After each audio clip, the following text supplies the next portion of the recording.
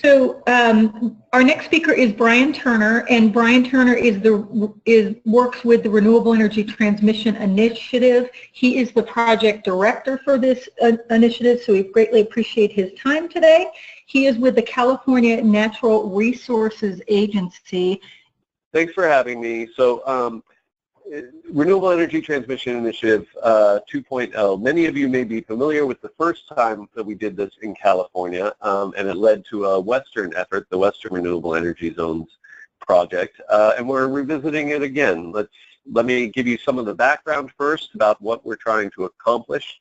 Then I'll talk about how we're going about it, and then I'll end with where we are currently and what I'd like to make an invitation to those on the phone to offer us their thoughts and input and suggestions about how best to accomplish our goals, which do involve, to some degree, and a larger degree than ever before, developments around the West and how best to coordinate with the amazing renewable energy development that continues throughout the West. So let's get in. So just a little policy background. Some of you may be familiar with this, so I'll go over it rather briefly, but there are some important details that are useful to understand. So the kind of work that we're working on in California right now began back in 2015 when Governor Brown put out his executive order establishing a 40% economy-wide GHG goal, GHG reduction goal for California by 2030, and directed all state agencies to begin using their existing authority to achieve that goal. The Air Resources Board, our main climate greenhouse gas regulatory agency, began their new scoping plan. But each agency, including the Public Utilities Commission and the Energy Commission, were instructed to begin planning and using their policies to achieve that 2030 goal.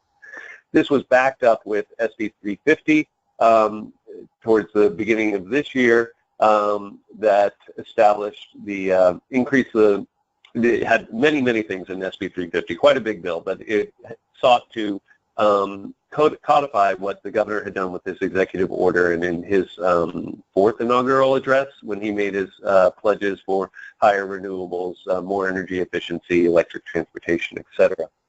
SB 350, we got many headlines for its increasing the RPS from 33% to 50%, but in fact it had many other aspects that are perhaps more challenging and more pretend more resources, more renewable resource need than just the 50% RPS. For one, it requires all the utilities in the state, both private and public, to use integrated resource planning to achieve the greenhouse gas goals. So this is IRP version 2.0 in that it has a greenhouse gas constraint. And the reason that I emphasize this is because we actually expect that this may mean more renewables than a 50% RPS.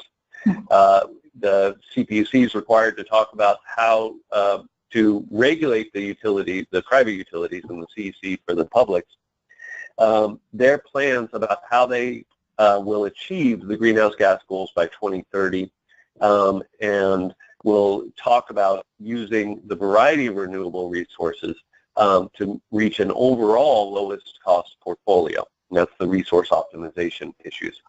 And then, of course, you're probably also familiar that SB 350 laid out a pathway for the California Independent System Operator to evolve into a regional ISO for those other balancing authorities that want to join. And then we're of course paying a lot of attention to other developments around the West, including the Clean Power Plan, the FERC Order 1000, regional planning, policy developments around either new RPSs or greenhouse gas goals in Oregon, Washington, Nevada, and potentially some other states. And I'll mention one that's not on here is the recent tax extenders.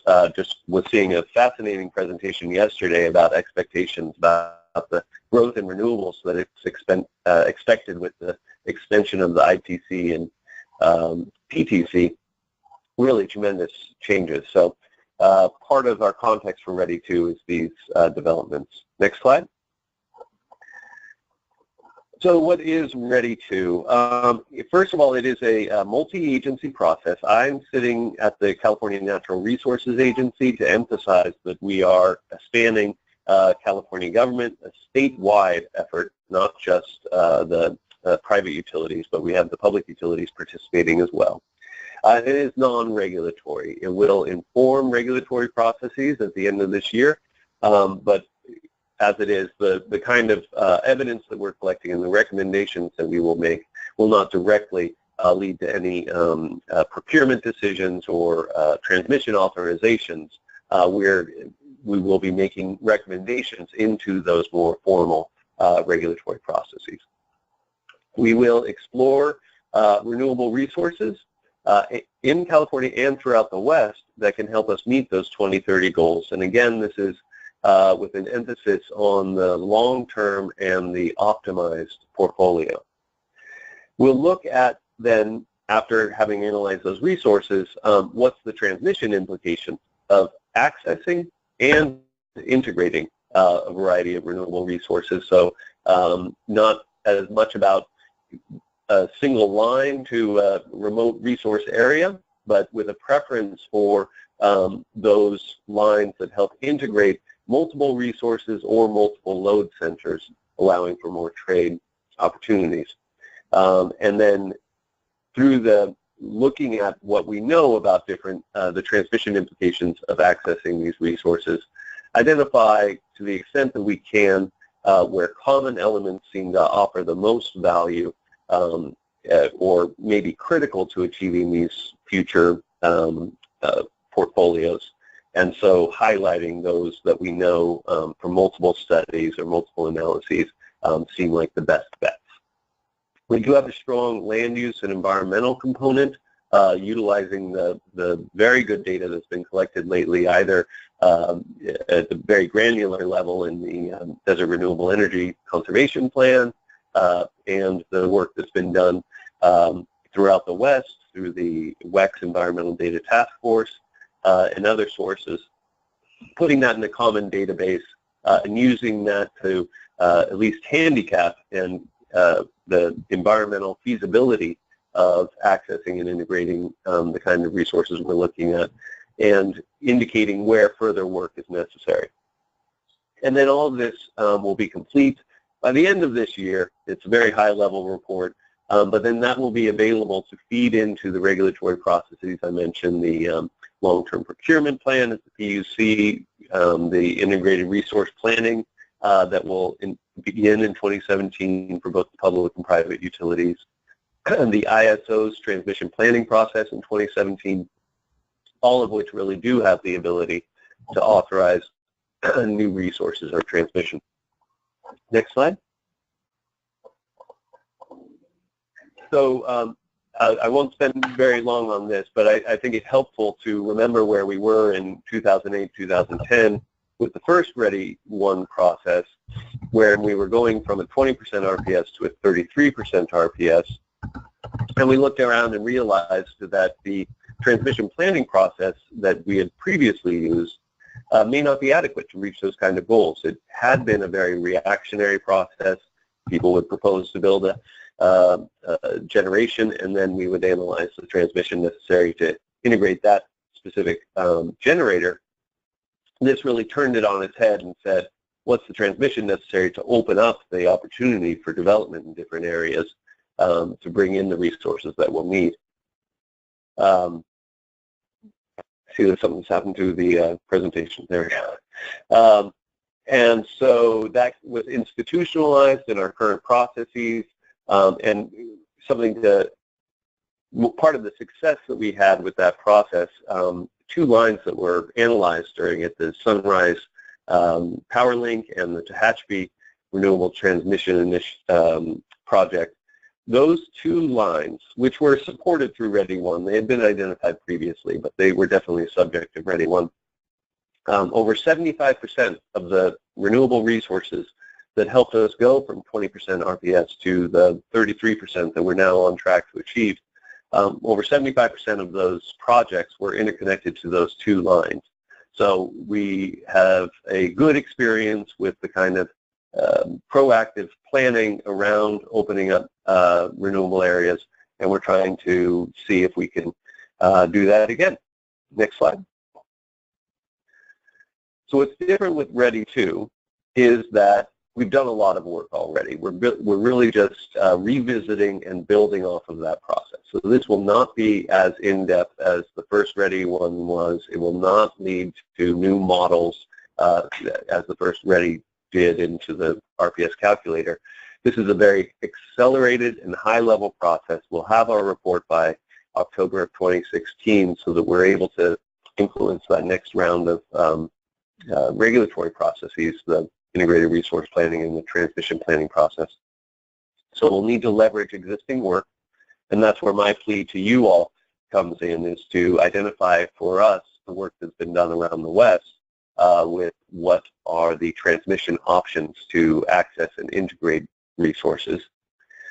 And as I mentioned a few times, our emphasis is on these new questions that are raised by the long-term goals that we now have with 2030. And really the 2030 greenhouse gas goals are a waypoint to our 2050 greenhouse gas goals of an 80% GHG reduction economy-wide, which really means a largely decarbonized grid by 2050. By 2030, we expect to have a majority renewables grid, and by 2050, a largely decarbonized grid. And as most of you, I'm sure, are very familiar, that raises fundamentally new questions about how you operate the electric system, some of which will entail the integration of large-scale renewables and to some extent across the West. And so a large part of what we're asking here is, what's the transmission infrastructure? This is just one small piece of that very complicated picture. Our focus is the transmission infrastructure. What may be necessary to allow for that kind of majority renewables system to operate most efficiently? This will mean more buying and selling of resources across the West, so that when generation is occurring in one area that can match load in another, we're identifying that. We're identifying where excess renewables are generated in some areas that may be useful to others, such as California's. We're expecting to have large amounts of solar, for instance, in the middle of the day. Where can that? Where are going to be the markets for that? As well as where are the resources that can help us at 8 p.m. at night, for instance. And then we look to, this is a California process. We're looking at how to satisfy our policy goals, but we want to do so in a way that's coordinated with our Western neighbors, with their policy goals and the economically driven developments that are occurring in each state. There's new resource development. There are legacy resources that are retiring and freeing up some of the electric system that perhaps we can leverage anew. So we're looking at what are those opportunities for cooperation and coordination across the West. Next slide. And this is our process. Sorry for all the activity going on here. I'll draw your attention up to the top. That's our basic timeline. We are, of course, now in April. There are 3 working groups involved in the RETI 2 process. The environmental and land use group is gathering environmental and land use information. I mentioned that previously. We're putting that in a common database, and we'll use that to inform our conclusions. Down at the bottom, there's a transmission technical input group that currently consists of just the NERC registered transmission planners, that is the private public utilities, the ISO, Western, those kind of players, advising us on their existing system capacity, their existing plans, and then they'll be advising us on the implications of some of the scenarios, resources that we identify through the plenary group being the middle line that you see there. We have examined what kind of the planning goal. By the planning goals, I mean how much resources are we talking about to meet the goals that we have, and what the different resource areas offer in meeting those goals. What's the productivity and what's the generation shape, for instance, of different resources. Then we'll use that to identify what are high-value resources that may need transmission. And that's pretty much the stage that we're in currently. We have another workshop on April 18th that'll be talking about these 2030 portfolios. help us identify some of the more high-value resources that we think we'll need by that time. And then we'll go through a process in May and June of trying to tease out the transmission implications. We'll put it all together in a report in July, August, September. So I mentioned, this is my last slide before the end here, just talking about some next steps. We do have this next workshop on April 18th. We'll be looking at things like the low carbon grid study, some of the work that's been done by WEC through TEPSI on the heavily utilized paths under different future scenarios. We'll be looking at work that's been done for the RPS calculator, which calculates where what resources are of most value, and trying to tease out from, and we'll have a couple of other studies. NREL is going to come out and talk to us about resources across the West and how they integrate together best. And then we'll use that starting from a foundation of what's the existing transmission system capacity to say, if we were to access some of these amounts of resources that we think we need, where would that really stretch the transmission system? And then we'll go down and focus in on those areas. In terms of Western resources, I think that it's a different story than it's been in the past, with single major lines coming from remote resources to California. We really want to look at that, but it's from the information that we're receiving to date, it seems like the interconnections are perhaps some of the most important aspects that we can look at. Where will those major lines be delivering to, and do we have enough capacity to integrate that into California's market? That seems to be a question that's more on us. And then what are the opportunities for export and trade across the West? What kind of transmission system is developing to allow more of those real-time, two-way, or day-ahead kind of trades that would be useful some 10, 15 years out. Next slide. And that is it. Great. We appreciate any comments or suggestions. Yeah, Brian, so I've got a couple questions. I've got one kind of easier one and one kind of hard one, so I don't know which you prefer first, but let me start with the easier one. Question came in about, what do you consider, or please define high value resources that were listed in your last slide. How do you define what high value is? Yeah, so we've got plenty of data on the existing cost and value that are produced by different renewable resources in different areas. The RPS calculator being the most comprehensive database to capture that. However, it does have some, so that's where we're starting from, but we know that it has certain limitations. The way that it calculates integration costs, or the effective capacity offered by different resources, especially 10, 15 years out. We're improving those numbers, but they still could use some help. So we're gathering more data about those kind of issues. And then lastly, it is this optimized portfolio value, where again, the way that this has been tested previously, we don't have great data about it. So we're looking at some ways to pull out from portfolios in a 2030 context, what does, say, 500 megawatts of wind from this location offer to the overall portfolio? That's one that we don't have great information for now, so it will be a little qualitative the way we assess those kind of 2030 optimized portfolio value. Okay.